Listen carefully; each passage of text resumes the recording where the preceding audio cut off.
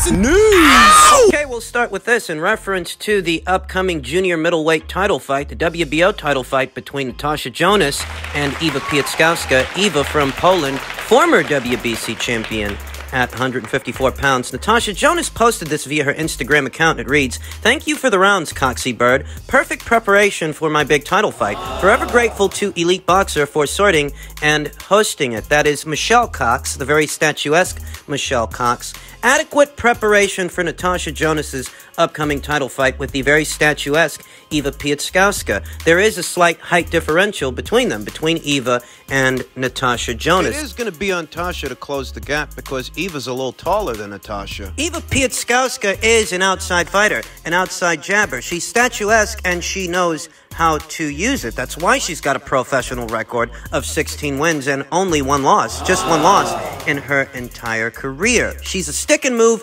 outside fighter, and it's going to be on Natasha to close that gap and land hard shots. Between the two, I'd give the edge in power to Natasha Jonas, and I know that's going to sound strange to a lot of people because this is a junior middleweight title fight, but what they're not realizing is both fighters are moving up in weight, both Natasha and Eva, and in spite of Eva having been a champion at this weight sometime in the past, in spite of that, Eva Piatkowska was never a genuine junior middleweight. When she won the WBC title years ago, the WBC title she eventually relinquished, when she won that title, she won it fighting just above welterweight, just above 147 pounds, not at a full 154 pounds, because I reiterate, Eva's not a real junior middleweight. She's more of a super lightweight or a welterweight. And when it comes to Natasha, her optimal weight, I'd say, at this stage in her career, would have to be either lightweight or super lightweight. They're both on the same boat. They're both fighters that are moving up in weight for this fight. Natasha's last fight wasn't a junior middleweight, and neither was Eva's. When Eva vacated that WBC title over a year ago, she said it herself. She's not a natural junior middleweight. She only went up there and fought for that title because the opportunity was presented to her then the way it's being presented to her now, except now it's for the brown belt. It's for the WBO title, and I like Natasha Jonas's chances in this fight because comparatively, even though Natasha doesn't have as many pro fights as Eva Piatkowska, Natasha has faced the better quality of competition overall. Terry Harper, Katie Taylor. She put up a good fight both times. Natasha Jonas was more active, more busy last year than Eva Piatkowska was. Natasha got in 2 fights last year where Eva only fought once. To top it all off, Natasha is a hard-punching southpaw. Like I said, this is going to sound strange, but I think Natasha's a harder puncher than Eva Piatkowska, and because she's a southpaw, and because Eva's a jabber, that southpaw jab from Natasha may... Remember, Eva's an orthodox fighter and Natasha is a southpaw. Eva Piatkowska's stick-and-move strategy that's all based off the jab may be affected by Natasha Jonas being a southpaw. Lead foot advantage, it comes into it. I like Natasha Jonas's chances. She has to be busy, she has to close the gap, she has to outwork Eva Piatkowska, even if she can't knock her out. If she can land the more telling blows, she can win this fight. An even bigger fight than that one on the horizon is the Katie Taylor versus Amanda Serrano showdown, set to go down April 30th as the main event in Madison Square Garden. The big room, not the little room, not the Hulu Theater. There's a question as to who gets the mental edge in this fight. You know, we've talked about both girls' quality of competition many times over the years and the role that that might play in the fight. But as far as the mental edge and who gets it, let me tell you, I've always felt that Katie Taylor wanted this fight more than Amanda did. For Katie, this is about legacy. She doesn't have to pursue an Amanda Serrano fight. She can keep making the kind of money she's making. She can keep making the kind of money she's been making, fighting the kind of girls she's been fighting. That's the truth. That's reality. And after things having fallen apart the first time between Team Serrano and Team Taylor could have kept that door closed if they wanted to. They never had to revisit this fight, but from the very beginning, it was Team Taylor that was pursuing this fight. They went as far as giving Amanda a multi-fight deal 2-3 years ago. At a time when Amanda Serrano was talking about walking away from boxing, retiring as a boxer, and being a full-time mixed martial artist. It was Team Taylor that was pursuing Serrano, not the other way around. They could have let her walk away then, but they didn't. They signed her to a multi-fight deal. They tried to do the fight. Amanda walked away from it. After having agreed to it, she walked away from it because she claimed didn't like the circumstances, didn't like the money. For Amanda, it was always about the price. It was always about money. For Katie... Katie was already making good money. She wanted it for her legacy. She didn't need Amanda Serrano to become the lightweight division's undisputed champion. She didn't need her to consolidate all those world titles, but she pursued her anyway, and it was for her legacy. Nothing else. For Amanda, it was about money. For Katie, it was about legacy. And in one sentence, for me, Katie wants it more. She's always wanted it more, and that gives her a mental edge. Amanda Serrano went as far as walking away from the fight after the fight was made, pursuing an undisputed crown in the featherweight division, and that didn't pan out. Some of the world champions, they weren't all that cooperative. Amanda was looking for alternatives to a Taylor fight. That's just the truth. So in the realm of who wanted this more, Katie Taylor's always wanted this fight more than Amanda, and I feel that gives her a mental edge. That coupled with the kind of stages that Katie Taylor has fought on. As an amateur, as a professional, she's fought on some very big stages, bigger stages than Amanda has fought on as an Olympian. Katie Taylor boxed for the gold and won it. I think that gives her an edge. As a professional, she fought the fearsome puncher, Delphine Persoon, 2 times. The first time was for the undisputed championship in her division, the lightweight division. She's moved up in weight and faced a hard puncher in a Christina Lenarditu to become a 2-division champion. These things in mind, I think Katie has a mental edge that Amanda might not have ahead of this fight, because Amanda's used to going into a fight. She's accustomed to having certain advantages. Always being the bigger puncher than the girl opposite the ring, whereas Katie's fought 2 or 3, maybe even 4 or 5 bigger punchers than she is. She took them on. She's seen more base styles, faced more champions, even though she hasn't been around as long as Amanda, and I think that gives her an edge. So as far as who gets the mental edge, from where I'm sitting, I think Katie gets it, because she's always wanted this fight more than Amanda. For Amanda, it's just about the price, and because Katie's gambled more than Amanda has, even though Amanda's been around longer. I give the mental edge to Katie Taylor. In other news, in reference to the now-defunct step-aside deal that was intended to make Fury versus Usyk possible, Tyson Fury's father, John Fury, said that deal was on the table. £15 million to step aside for Anthony Joshua for 5 weeks. They were being greedy, so Tyson said, "I'll fight you all." Tyson has done a U-turn, said, "Fuck you lot, you're copping it." It's funny how he didn't address what Aegis Klimas said. Do you notice that the Tyson Fury fans want to cherry-pick Eddie Hearn's comments? They don't want to address what Alexander Usyk's people had to say about it. Do you notice? For those of you out there that might have missed it on Twitter, might have missed it here on YouTube when we talked about it here on this channel, Aegis Klimas responded to Tyson Fury's claims that Usyk is a pussy, and Aegis said, "Yo man, before next time you will mention Usyk, name check with your team, management, advisors, promoters. Who agreed with all terms and conditions? Looks like you are the one who is holding up this wagon. Yelling and talking is cheap, Tyson Fury." According to Usyk's people, Tyson Fury was the holdup. Tyson Fury's spastic fanboys, his fanatics, they don't want to talk about that. They just want to focus on Eddie Hearn. Big bad Eddie. Eddie's lying. They can't imagine that Tyson Fury didn't want to go straight into that Usyk fight, even though that's what Usyk's own people are saying. I mean, it's not just Eddie, it's Aegis Klimas also. But as far as Eddie and what he had to say about it, like he was out celebrating. I don't know, like he could have fought Usyk and then Joshua for so much money, but wanted an interim fight. But Tyson's brilliant at the bluster. You know, 1 minute he's saying Joshua is a coward for stepping aside, then he's an idiot for not stepping aside, the worst businessman of all time.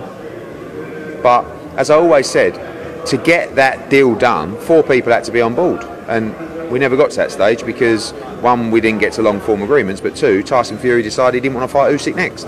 And I spoke to Alex Krasuk last night, and he's frustrated because he doesn't understand. I saw he put a post out today about it. You know, just he doesn't understand why Fury wouldn't just go straight into an Usyk fight.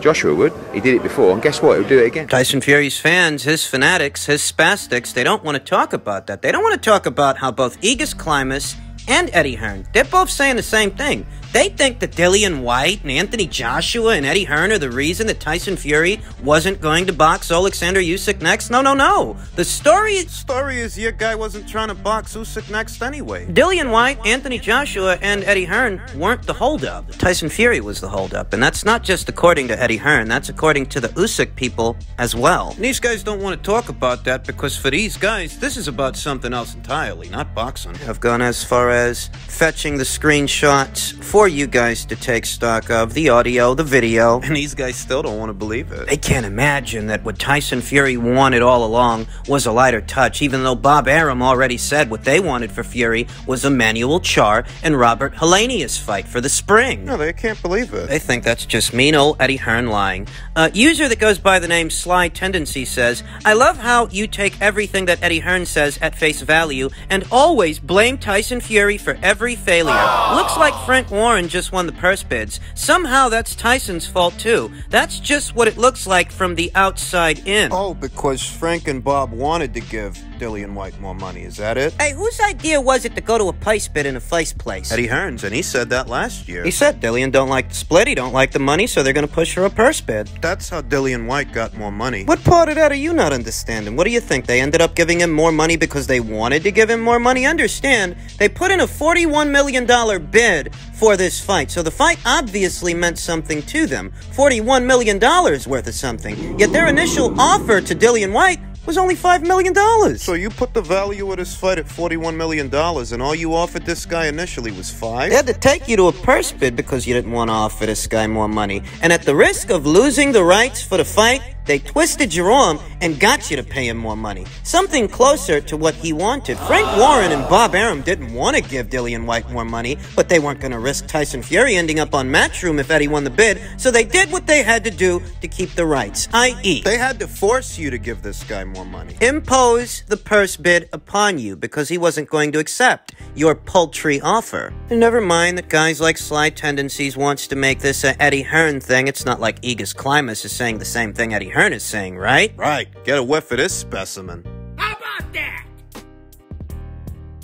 You guys don't want to see two white guys fucking fight for Undisputed. That's your fucking problem, you fucking rat cocksucker. That's what it's about for this albino monkey. Tweaker kid. I don't want to imply that all Tyson Fury's supporters are tweaker kids, that all of his supporters are albino monkeys, but at its core, what you'll find is that many of Tyson Fury's supporters are just as irrational, belligerent, and far gone as that guy is, because for that guy, that's what it's about. That's why he won't address that Usyk's people is saying the same thing Eddie Hearn is saying. Because it bursts the bubble, forces them to have to deal with reality, and the reality of it is, for all intents and purposes, Tyson Fury didn't want to fight Alexander Usyk next, and you just have to deal with that. That's a hard pill that you just have to swallow. Hey, you can't blame it on Eddie and AJ and Dillian. That's not gonna work. Not when Aegis Climas is saying the same thing that Eddie's saying. No, the news is out. You fucking cocksuckers. Fuck these two motherfuckers. Fuck Lady Chan. Fuck IBFP. Fuck Ring IQ. Fuck Punch Drunk. How about that? This guy's gonna give himself a heart attack.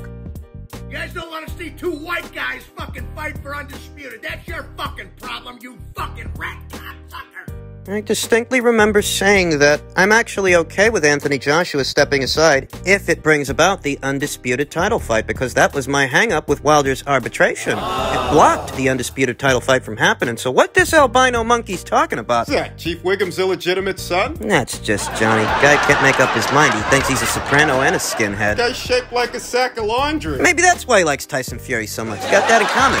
That's part of it. Better still, Better off not mincing words with these kinds of people. because a guy like that's fixation with Tyson Fury has very little to do with reason and logic, hierarchy of thought, and things like that. No, their affinity with Tyson Fury is a lot more linear, relegated to, put simply, the color of his skin, because that's the only thing a guy like that has in common with a Tyson Fury. True, that guy still lives with his parents? Why do you think there are guys like this that defend Tyson Fury, whatever he does, balls to bone, as vigorously as they do, even when it doesn't make sense, even when Aegis Climas is saying the same fucking thing Eddie Hearn is saying? Why do you think they do it? Why do you think when one of these tweaker babies goes on a tirade, they willfully leave that part out? It's because it doesn't suit their narrative, and I'm just giving it to you straight because it's the only way I know how to give it to you. Never mind what the faceless alt accounts on social media and basement-dwelling hermits are saying amongst themselves, because the actual story is that Tyson Fury wasn't trying to box Alexander Usyk, so you're just gonna have to find someone else to blame